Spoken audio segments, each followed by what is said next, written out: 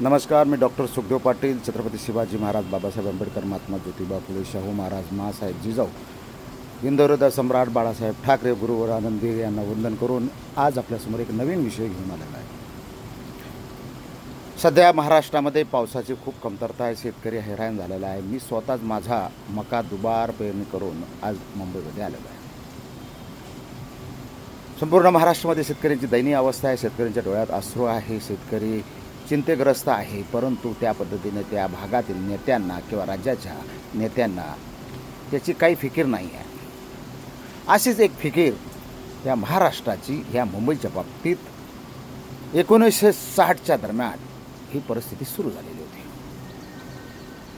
गुजराती नेत्यांनी, मग मोरारजी देसाई असो किंवा त्यांच्या मंडळींना, मुंबई ही गुजरातमध्ये असावी आणि महाराष्ट्र एकीकरण समितीने मुंबई आपल्या महाराष्ट्रापासून वेगळी होऊ द्यायचं नाही, कारण मुंबई ही महाराष्ट्राचा प्राण आहे, आत्मा आहे. आणि त्यासाठी 106 हुतात्म्यांनी बलिदान दिलेलं आहे. मित्रांनो, त्यावेळेस माननीय प्रख्याते अण्णाभाऊ साठे आणि हिंदुहृदय बाळासाहेब ठाकरे यांनी त्यावेळेस खूप मोठ्या प्रमाणात आंदोलनं केली. मी एक तुम्हाला कथा सांगणार आहे.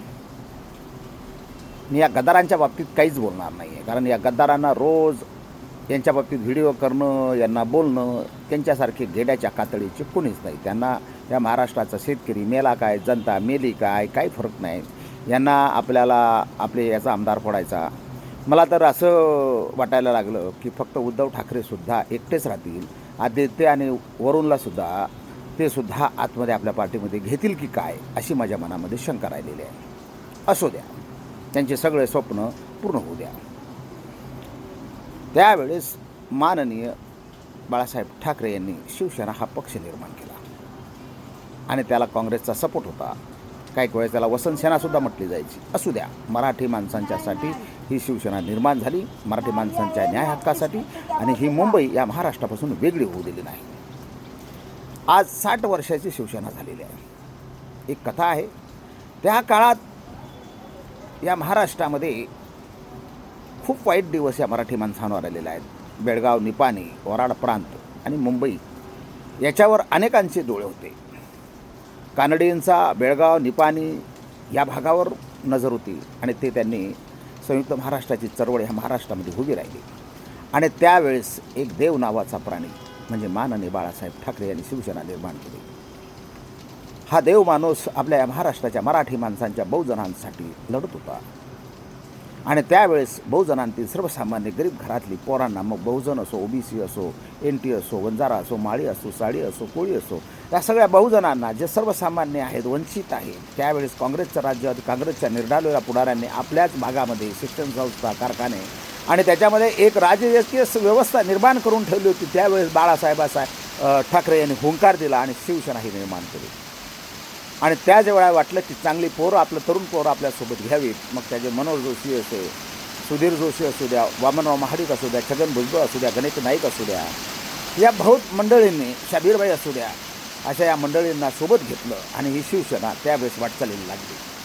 बाळासाहेबांचे त्यावेळेस वाटलं नव्हतं, त्या देवाला असं वाटलं नव्हतं की आपण जे काय आपल्यामध्ये येत तरुण मंडळी आपल्यामध्ये जे सामावून घेत आहोत, जे गरीब घराच्यातले पोरं आहेत, कोणी रिक्षा चालक आहे, कोणी पाटटपरी चालक आहे, कोणी वॉचमन करणारा आहे, सर्वसामान्य घरातली मराठी मुलखातले मावळ्यांना हे जमा करण्याचं काम ज्या पद्धतीने छत्रपती शिवाजी महाराजांनी स्वराज्यासाठी केलं होतं, तेच तत्त्व घेऊन माननीय बाळासाहेबांनी केलं. पण बाळासाहेबांना कुठं माहिती होतं की ज्या तरुणांना आपण घेतोय, या मराठी मुलखातल्या या माणसांना घेतोय, त्याच्यामध्ये काही राक्षस दडलेले आहेत. त्या राक्षसी वृत्ती घेऊन त्यांचे चाललेले आहेत आणि त्यांची या महाराष्ट्रामध्ये महाराष्ट्रीय मावळ्यांना लुटण्यासाठी त्यांच्या मनामध्ये योजना चाललेल्या आहेत. आणि त्या योजनेमध्ये ही बाळासाहेबांनी जे घडवलं, त्या मावळ्यांनी, त्या मावळ्यांच्यातल्या ज्या शिवसैनिकांनी, त्यांना स्वतःच्या भूक बाजाने जे काँग्रेसनं केलं, ते ज्या महाराष्ट्रामध्ये या शिवसेनेच्या नेत्यांनी केलं. आज प्रस्थापित घराणे निर्माण झाले आहेत, वारसदार चाललेले आहेत. त्यावेळेस राजकारणामध्ये काँग्रेस पक्षाची घराणेशाही होती, त्याच्यावर बाळासाहेबांनी नेहमीच बोलले. पण तीच परिस्थिती शिवसेनेमध्ये आली आणि कालांतरानं घराणेशाही निर्माण झाली. आणि इथल्या ज्या बहुजनांना, ज्या गरिबांना, रिक्षा चालकाला, टेम्पो चालकाला, पाणीटपरीवाल्याला बरोबर घेतलं त्यांनी आज त्यांच्या पोटातली भूक वाढली आणि ती भूक इतकी वाढली की त्यांच्या पोटामध्ये अक्षरशः अरबी समुद्र टाकलं तरी चाललं. या शिवसेनेच्या जीवावरती ते मुख्यमंत्री झाले, पण त्यांची भूक का भागेना. त्यांना पुढं आणखी केंद्रामध्ये काहीतरी पाहिजे, राज्यामध्ये परत मुख्यमंत्रीपद पाहिजे आणि त्यासाठी यांनी कारस्थान सुरू केलं. कामाख्या देवला काय बकरे कापलेत, काय नवस केले, काय जादूटोणा केलेत, काय खरात बाबाला काय केलं, ते त्याने ओसो जल पिलं.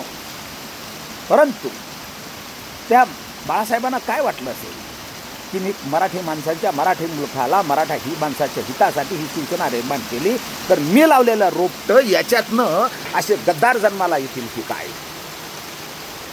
आज यांची भूक इतकी मोठी झालेली आहे. रोज ऐकावं, या महाराष्ट्रातला शेतकरी आशेनं पाहतो सरकारकडं. या ठिकाणी अतिशय शिक्षकांच्या अतिशय प्रश्न आहेत, तरुणांचे प्रश्न आहेत, शिकलेले आहेत, MA BEd झालेले आहेत, इंजिनियर आहेत, त्यांना हाताला रोजगार नाही. ज्या मायबापांनी कष्ट करून या मराठी मुलखातल्या तरुणांना शिकवलं, आयुष्यातला खर्च आपल्या मुलांवर खर्च केला, त्या मुलांना रोजगार नाही, मुलांची लग्न होत नाही, त्यांना मुली मिळत नाही, मुलं मिळत नाही आहे. अशी परिस्थिती असताना ह्या नालायक नेत्यांना आज रोज काहीतरी फोडायचं, याला फोडायचं, त्याला मंत्री करायचं, त्याला काही आश्वासन द्यायला, त्याला काहीतरी महामंडळ द्यायचं, कोणाला विधान परिषद द्यायचं, याच्यामध्येच मग्न आहे. ज्या बाळासाहेबांनी या भारतीय जनता पार्टीला हात दिला, हातात हात घेतला, पण हातात हात घेतल्यानंतर अफजल खानासारखा वार या शिवसैनिकांवर त्यांनी करण्याचं काम केलं. अटल बिहारी वाजपेयी आणि अडवाणींची ती साथ वेगळी होती. अटलजींनी म्हटलं होतं की मी असा कुठलीही फोडाफोड करून ती मला सत्ता नको आहे, पण त्या मताला यांनी तिलांजली दिली. राक्षसी प्रवृत्ती ही या महाराष्ट्रामध्ये, या देशामध्ये बळावलेली आहे. या मराठी मालकाच्या मुंबई ही महाराष्ट्राची राहिली त्याच दिवसापासून या गुजराती लोकांच्या, गुजराती नेत्यांच्या मनामध्ये पोटदुख झाली. परंतु या मराठी मावळ्यांनी अटकेपार झेंडे लावलेत, या देशाचं रक्षण करण्याचं काम केलं.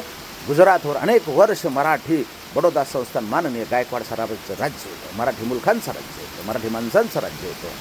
कदाचित यांच्या मनामध्ये काय आहे, आजही मुंबईकडे यांची वाकड्या नजरेनं केंद्रशासित प्रदेश करण्याचं त्यांच्या मनामध्ये मानस आहे.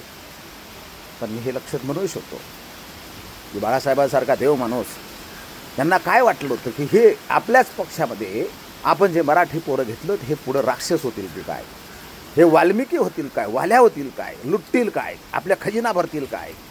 आणि रोज एकाना फोडणं म्हणजे दरोडेच टाकण्याचं काम केलेलं आहे. त्यावेळेस दागदागिने लुटलं जायचं. आज मतातून निवडून आलेले आमदार खासदार यांच्यातली रत्न चोरून घ्यायची. चोर पार्टी. आपली स्वतःची पोर जन्माला घालायची नाही, आपल्याकडं मुलं नसतील तर दुसऱ्यांची दत्तक घ्यायची, त्याला मांडीवर बसायची आणि त्याला मोठं करायचं आणि आपला पोरगा म्हणून त्याला काय करायचं असं मिरवायचं, असंच झालेलं आहे. किती दिवस कायच बोलणार. मराठी माणसांनी काय करायचं, कारण तो त्याचा त्रस्त आहे, त्यांना माहिती आहे काय करणार आहेत. मराठी शेतकरी त्याच्या पद्धतीने त्रस्त आहे, सरनोकरदार त्याच्या पद्धतीनं त्याचा व्यस्त आहे, त्याला त्याच्या पद्धतीने जीवन मारण्याचा रोजचं महागाईचं आहे. यांना तर काय नाही आहे, यांनी इतकं कमवून ठेवलेलं आहे, यांच्या 10 पिढ्या अशाच मस्तीने जगल्या तरीसुद्धा. परंतु यांना सत्तेची पोटी हाव आहे. या महाराष्ट्रामध्ये मी आहे, मी पण यांच्या अंगामध्ये आलेला आहे. एका रिक्षा चालकाच्या, टेम्पो चालकाच्या, पानटपरीवाल्याच्या मनामध्ये असं वाटलेलं की मी मी मी मी म्हणजे कोण. अरे तू कोण रे झाटू. ही मायबाप जनता संविधानानं, डॉक्टर बाबासाहेब आंबेडकरांनं या ठिकाणी जे केलेलं आहे ती संविधानानं मोठी आहे. परंतु तुम्ही त्यांच्या अंत पाहू नका. बाळासाहेबांचं नाव घेता, पण बाळासाहेबांनी ज्या परिस्थितीमध्ये जी शिवसेना निर्माण केली त्याचं पावित्र्य जपण्याचं काम करा. घेऊन टाका सगळं. तुम्हाला काय काय पाहिजे, तुमची हाव आहे ना, तुम्हाला सत्ता पाहिजे ना, पण एक दिवस ही सत्ता अनेकांची गेलेली आहे. त्यावेळेस अवस्था पहा.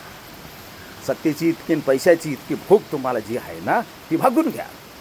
ज्या दिवस एक दिवस तरी निसर्गाचा पन्ना पलटल्याशिवाय राहणार नाही.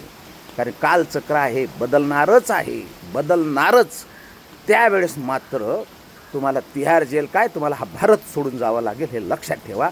एवढंच बोलतो आणि थांबतो. जय हिंद, जय महाराष्ट्र, जय खानदेश.